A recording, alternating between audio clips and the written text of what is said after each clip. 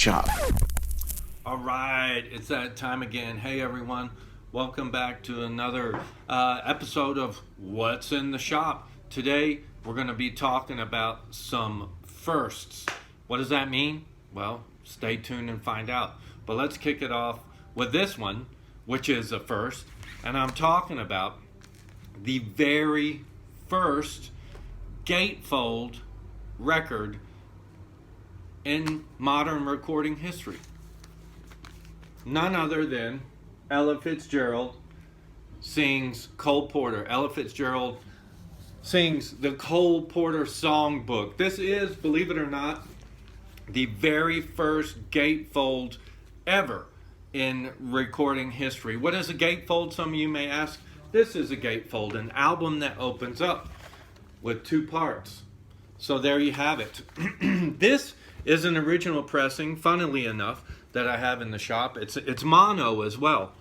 This is on Verve Records, which, by the way, Verve Records has the largest catalog of jazz musicians and artists anywhere in the world. Verve Records is the big daddy for jazz music. They have everyone on there. And this was, well, it just so happens to be the first gatefold, but it's also the first in a series of 8 songbooks that Ella did for the label. And her time at the label, a lot of critics consider to be, how do you want to say it? Like her voice was in its prime. Like, just amazing. Of course, she would focus on 8 different artists and just sing songs for the 8 different artists, you know, to do an overview of other composers' work, I should say, or artists. I guess we could say that too. So like I said, this is the first gatefold on Verve, the world's biggest jazz label. This actually was put into the Library of Congress, so it's a pretty important recording. It's also in the Grammy Hall of Fame. It got inducted into the Grammy Hall of Fame in 2000, I believe it is. And I don't know who Colin Larkin is, or Colin Larkin, but he did a book. I think it was the 1,000 Greatest Albums Ever, top 1,000 albums ever. And this album, I should say, is listed in that book. While on the topic of Verve Records, I want to talk about this next record. And that is Frank Zappa. This is Freak Out. Now, depending on which side of the fence you're on, some may agree, some may disagree. This is not the first, but one of the first gatefolds in rock and roll. Now, bear with me a second. What's crazy about this is Zappa is on Verve Records as well. He was actually the first rock and roll artist on Verve Records, but he was soon followed up, I think, in '67 with Velvet Underground. Believe it or not, they were on Verve Records. Think about that. A jazz label has a super freak and kind of art weirdos on their label. But anyway, let's get back to Freak Out. This is Zappa and the Mother's debut album. It came out the same week as Bob Dylan's Blonde on Blonde, which, if you think about it, okay, a few days before Zappa came out, it is officially the first rock and roll gatefold. But I don't have that in the shop. I do have this in the shop, Freak Out. Came out the same week, y'all. Come on. Let's talk about the freak instead of the protest singer. Anyway, Freak Out, great cover, great title. I believe this is the first rock and roll album on Verve Records. Now, let's talk a minute here about Freak Out. Mothers of Invention. Originally, they were called the Soul Giants, and they were an R&B covers band, believe it or not. Zappa said that he thinks they got signed to Verve because Verve thought they were signing a R&B band. Anyway, the story goes that when they were recording songs for the album, I think the second song they recorded, I'm trying to remember what it was. Who Are the Brain Police? I think that was the track that when the producer heard one of the first 2 songs they recorded, that was one of them. Who Are the Brain Police? he quickly realized that, this is not an R&B band, but let's stick with it and see what happens. So anyway, I forgot to mention, Frank wasn't originally in the band, the Soul Giants. He was a friend of, I think it was the singer. And there was a fight and the original guitarist left, and Frank was asked to join the Mothers at that time, which funnily enough, the Soul Giants, they were doing R&B covers.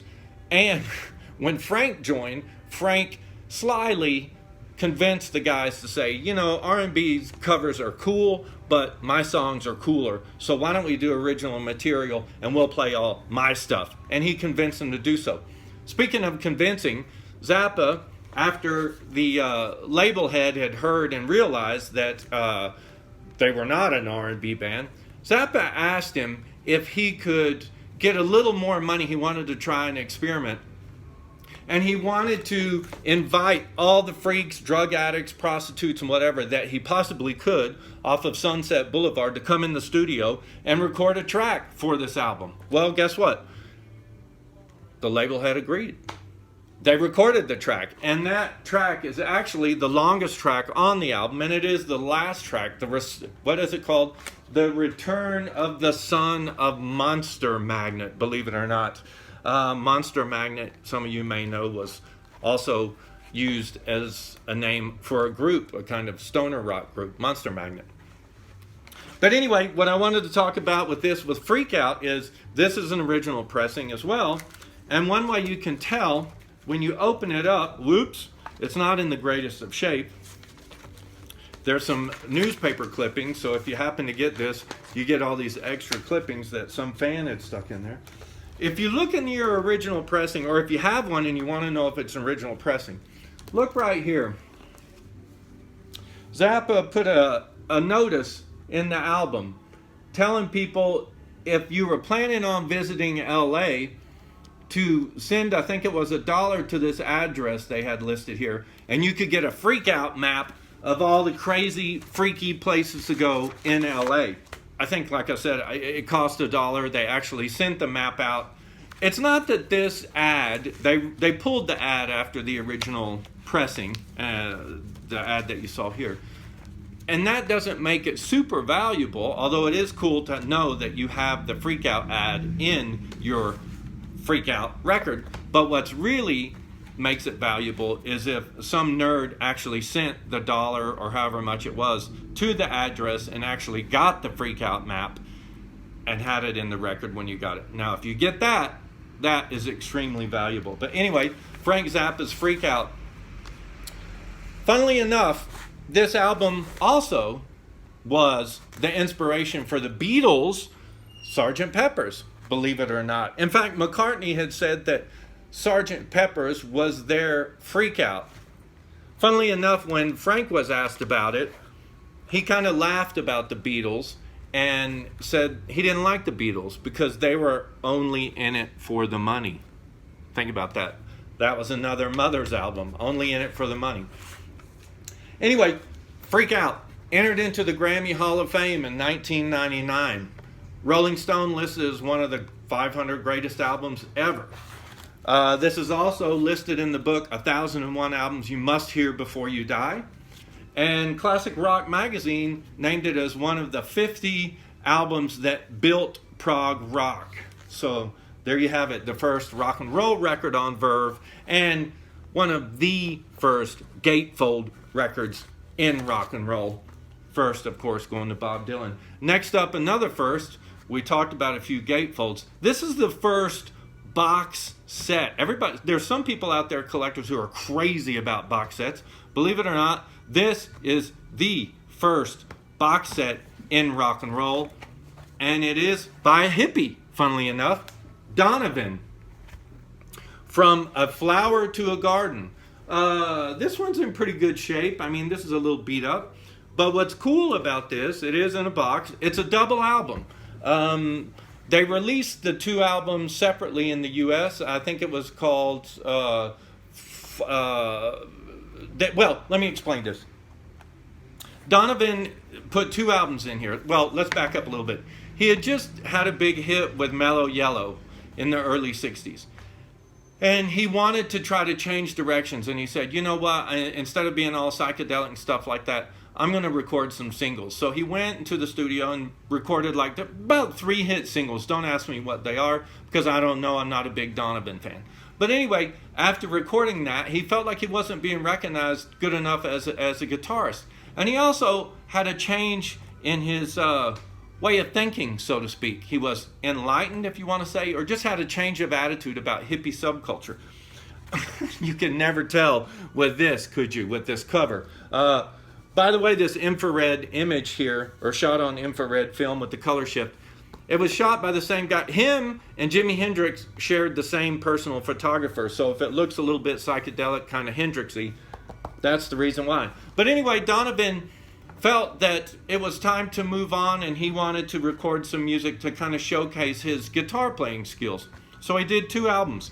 One is an acoustic album, basically of songs geared towards children, and the other one is a little more grown-up electric album. The 2 albums were Wear Your Love Like Heaven, and the other one for the kids, I believe it's called For the Little Ones, funnily enough. So that's what that is. What's unique about this as well is that Donovan, Mellow Yellow, Hurdy-Gurdy Man, all that hippy-dippy, trippy stuff, he'd kind of gone off drugs or had a change of attitude, I mentioned a second ago, about drug usage. And on this album, actually, he asked kids and the younger generation not to use drugs, actually. And he was trying to steer them away from drugs and into a more cosmic way of thinking and into meditation, if you will. If you open it up, he has some notes and lyrics and everything here. And right over here, he actually says, yes, I call upon every youth to stop the use of all drugs and heed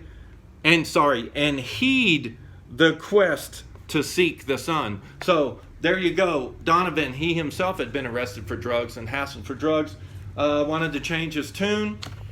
And supposedly this is aimed at the current generation, which were obviously the people who were getting high and doing drugs, and the dawning generation, which was the younger generation coming up. Very hippie terms, isn't it?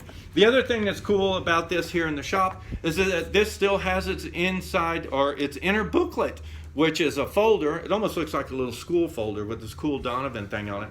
And all the lyrics are here for all the tracks on all these different colored papers.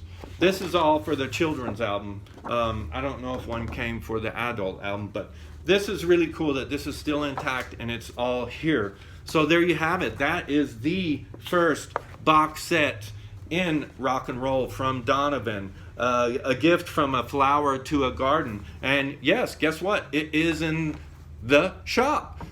Guys, thanks for spending some time with me today. I hope you enjoyed learning a little bit about those first. If you have any feedback, any input, you want me to talk about whatever it may be, or focus on whatever it may be, drop me a line. You can do it at noisyrecordsmx@hotmail.com, or you can message me here through Instagram.